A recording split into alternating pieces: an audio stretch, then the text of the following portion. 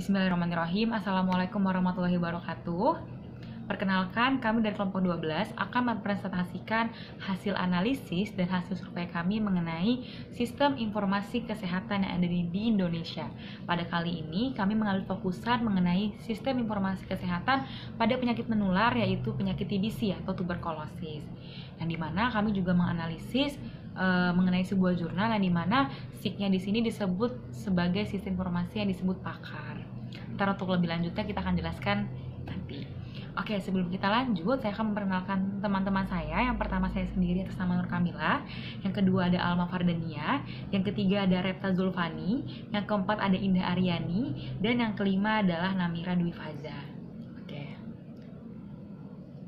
Sebelum kita lanjut membahas mengenai sistem informasi yang kita analisis, perlu kita ketahui dahulu mengenai dasar dari sistem informasi kesehatan.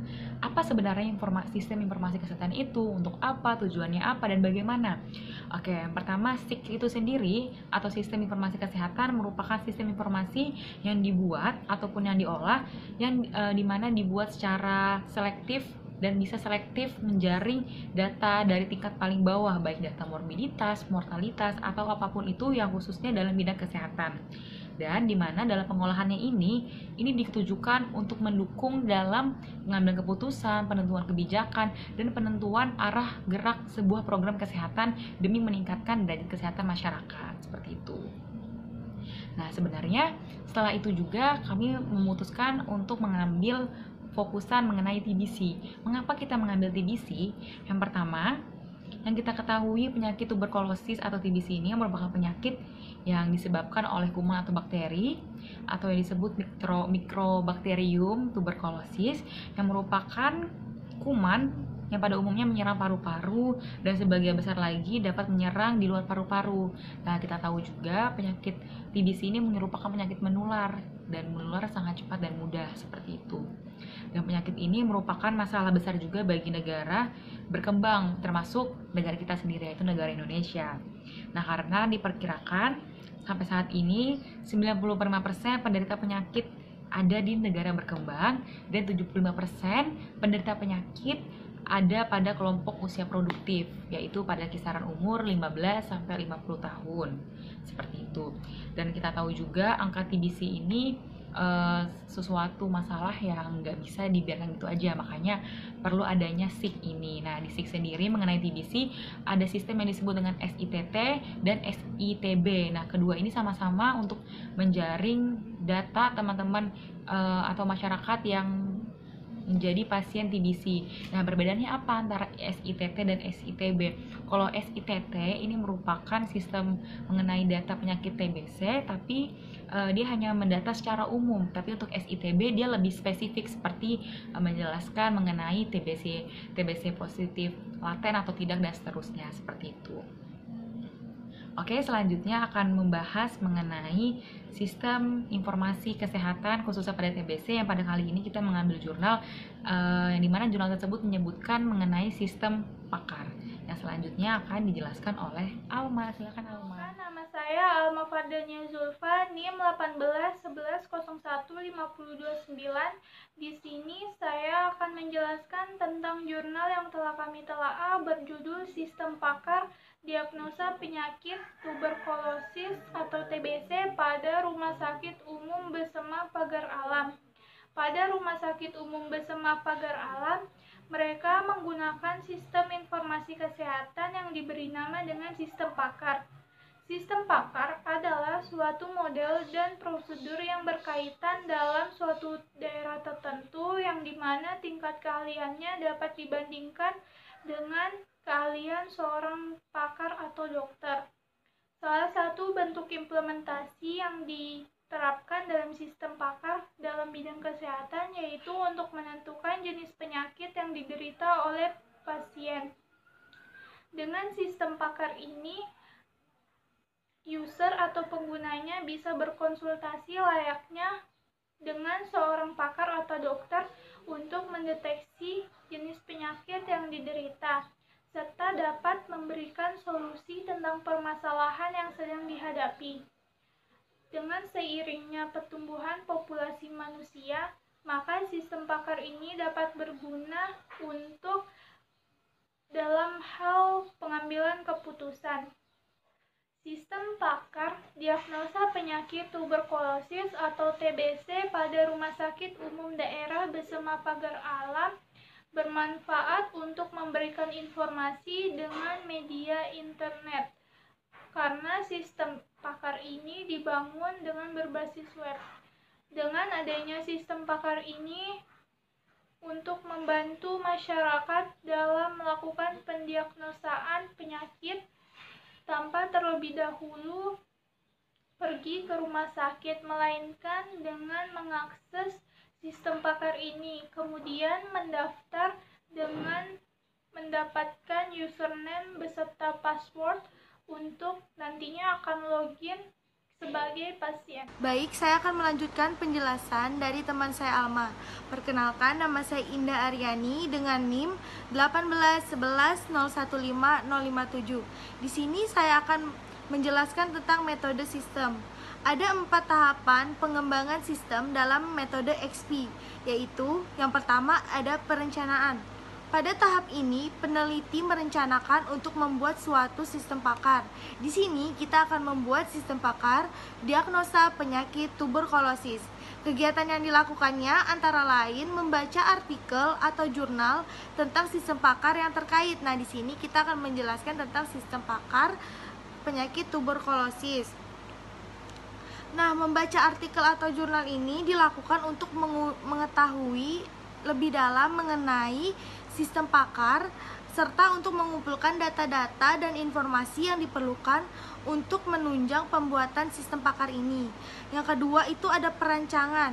Pada perancangan ini yang dilakukan adalah merancang database, merancang tabel-tabel, merancang menu home, dan input-output yang diperlukan untuk pembuatan sistem pakar ini. Yang ketiga itu ada pengkodean. Pada tahap ini, perancangan diimplementasikan ke dalam sebuah bahasa pemrograman atau PHP. Nah, yang keempat itu ada pengujian. Di unit pengujian ini yang harus dibuat dan kemudian dijalankan menggunakan kerangka kerja yang memungkinkan mereka untuk diotomatisasi. Mereka dapat dijalankan dengan mudah dan dapat dijalankan dengan berulang kali. Nah, masih dalam metode sistem. Di dalam metode sistem ini ada beberapa diagram. Yang pertama itu ada use case diagram. Use case diagram ini menggambarkan fungsionalitas yang diharapkan dari sebuah sistem. Pada sistem pakar ini juga terdapat 3 aktor yang akan berperan di dalamnya, yaitu admin, user, dan dokter. Proses use case ini dibagi menjadi beberapa bagian, yaitu yang pertama kegiatan aktor sebagai admin, yang kedua kegiatan aktor sebagai user, dan yang ketiga kegiatan aktor sebagai dokter. Nah, yang selanjutnya itu ada activity diagram. Activity diagram ini terdiri dari 2 pengguna, yaitu admin dan user. Activity diagram ini, pengguna ini menggambarkan proses interaksi antara pengguna dengan sistem halaman login. Nah, selanjutnya itu ada sequence diagram. Nah, sequence diagram ini terdiri dari 2, yaitu admin dan user.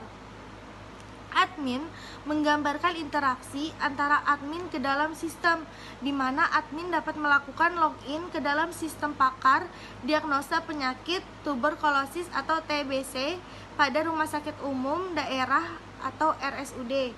Selanjutnya itu ada class diagram. Nah, class diagram ini digunakan terdiri dari relasi tabel master gejala dan diagnosa, relasi tabel penyakit ke tabel diagnosa, relasi pasien ke tabel diagnosa, dan relasi tabel pasien dan tabel user. Saya Repta, NIM 181015048, ingin melanjutkan penjelasan di metode sistem tentang perencanaan data. Dalam perancangan data, dijelaskan bagaimana data-data yang terdapat dalam sistem sesuai dengan fungsinya sebagai data input ataupun output sistem. Gejala seperti yang pertama, batuk terus-menerus dengan dahak selama 3 minggu lebih. Yang kedua, kadang dahak yang keluar disertai darah. Yang ketiga, sesak nafas dan rasa nyeri di dada. Yang keempat, badan lemah dan nafsu makan menurun. Yang kelima, berkeringat pada malam hari walaupun tanpa aktivitas. Yang keenam, berat badan menurun. Yang ketujuh, demam meriang atau demam ringan lebih dari sebulan. Lalu untuk sistem ini digunakan database MySQL dengan menggunakan 7 tabel, yaitu tabel master gejala, yang kedua tabel master penyakit, yang ketiga tabel diagnosa, yang keempat tabel user, yang kelima tabel pasien, yang keenam tabel polling, yang ketujuh tabel informasi. Baik, saya akan melanjutkan penjelasan dari teman saya Rapta. Sebelumnya, perkenalkan nama saya Namira Dwi Faza dengan NIM 18110015070. Di sini saya akan membahas tentang implementasi sistem. Sistem pakar diagnosa penyakit tuberkulosis memiliki beberapa bagian yang selalu tampil pada setiap halaman web.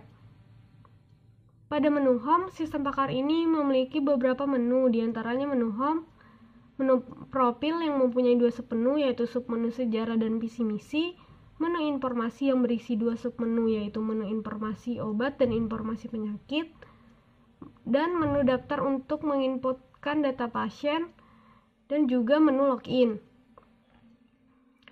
Yang pertama, menu home. Menu ini merupakan halaman utama ketika sistem pakar ini diakses. Pada menu ini ada beberapa pilihan seperti menu home, menu profil, menu informasi, menu daftar, dan menu login. Selanjutnya, halaman informasi penyakit. Halaman ini merupakan sub dari menu informasi, di mana halaman ini user dapat membaca tentang penyakit tuberkulosis. Selanjutnya, halaman informasi obat. Halaman ini merupakan submenu dari menu informasi, di mana pada halaman ini user dapat membaca tentang obat tuberkulosis, aturan pakai, dan dosisnya, serta penyesuaian antar obat yang digunakan dengan berat badan pasien. Yang selanjutnya, menu daftar. Menu daftar berfungsi untuk mendapatkan username dan password bagi user yang login sebagai pasien, yang telah mengisi semua identitas yang harus dipenuhi secara benar. Selanjutnya, menu login.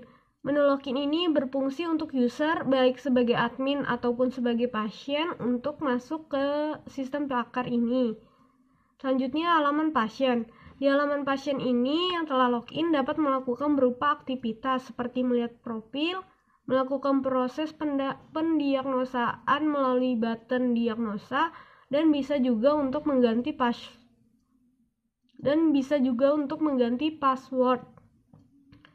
Selanjutnya, halaman profil pasien. Halaman profil pasien adalah sebuah halaman di mana pasien dapat melihat profilnya. Halaman ini berguna untuk mengecek identitas pasien. Selanjutnya, halaman TBC orang dewasa. Halaman keluhan pasien adalah sebuah halaman di mana pasien dapat melakukan proses pendiagnosaan. Selanjutnya, hasil diagnosa TBC dewasa. Pada halaman ini merupakan output hasil diagnosa TBC dewasa dan hard copy dari hasil diagnosa penyakit TBC dewasa. Selanjutnya, halaman TBC anak. Halaman keluhan pasien adalah sebuah halaman di mana dapat melakukan proses pendiagnosaan. Selanjutnya, halaman hasil diagnosa TBC anak. Pada halaman ini merupakan output hasil diagnosa TBC anak, hard copy dari hasil diagnosa penyakit TBC anak. Dan yang terakhir, halaman pasien ganti password.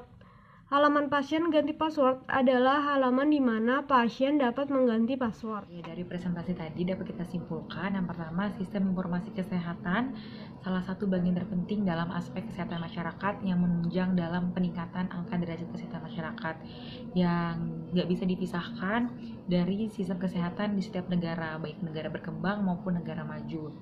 Nah, salah satunya sistem pakar ini yang dalam pemantauan penyakit menular yaitu TBC.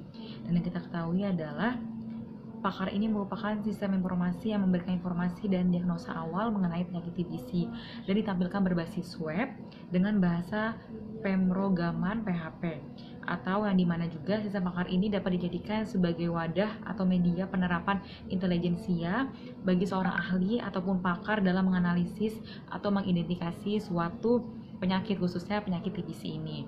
Nah, selain itu juga mengenai Pakar ini memberikan dampak yang baik bagi masyarakat karena memberikan kemudahan masyarakat khususnya yang terkena TBC dalam rangka untuk mengontrol diri, berkonsultasi, dan juga bisa menjadi sarana untuk deteksi dini gitu. Apalagi terutama untuk masyarakat yang enggan untuk mengantri.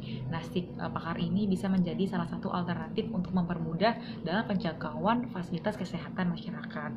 Selain itu juga web ini juga berbasis web dan menampilkan bahasa yang mudah dipengerti, dan juga seperti yang sudah dijelaskan dari situs tersebut, web tersebut menampilkan apa saja itu sudah dijelaskan yang tadi. Dan kita tahu juga sistem informasi kesehatan penyakit menular ini perlu sekali diperlukan, terutama penyakit TBC, karena untuk berguna banget untuk mengetahui informasi mengenai pengamatan yang telah dilakukan pada penyakit, dan ini akan menjadi acuan khususnya bagi tenaga kesehatan masyarakat untuk mengambil arah gerak dalam program-program kerja maupun kebijakan ataupun evaluasi-evaluasi dari hasil pengamatan yang dilakukan melalui sistem informasi tersebut. Oke, sekian dari kelompok 12 mengenai sistem informasi kesehatan masyarakat khususnya penyakit menular yaitu penyakit TBC. Kurangnya mohon dimaafkan dan lebihnya mohon dimanfaatkan. Kami kelompok 12 pamit undur diri. Terima kasih atas perhatiannya. Wassalamualaikum warahmatullahi wabarakatuh.